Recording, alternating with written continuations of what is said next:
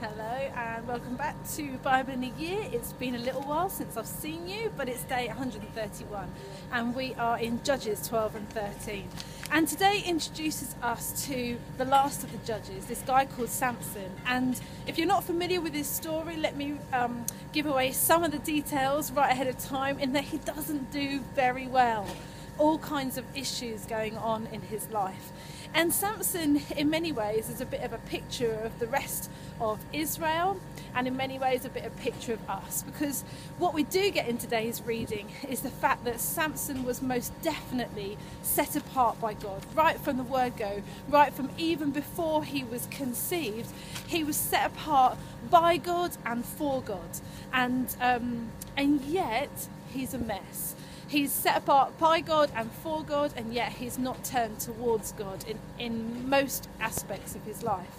And we see the same in Israel that have been called by God, set apart by God, set apart for God, and yet not turned towards him. And we keep seeing the consequences of that right throughout all of their doings and their shenanigans.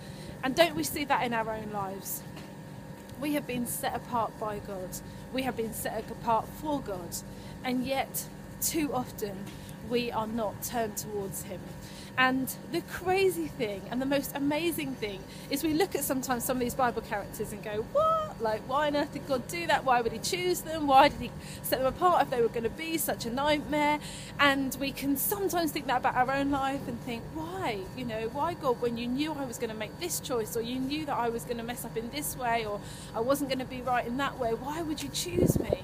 And the most amazing thing is because he loves us, because he wants us. That's why he chose us. He didn't choose us because he had to. He chose us because he loves us. But also because all of this, it's about his glory, not ours. And when we see the story of Israel, when we see even the story of Samson, as we're going to come on, it's like in the imperfection, God's light shines. And God's plan is made perfect, even in the midst of imperfection.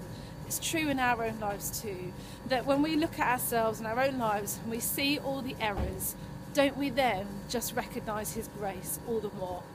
Have a great day, and I'll see you again tomorrow. God bless.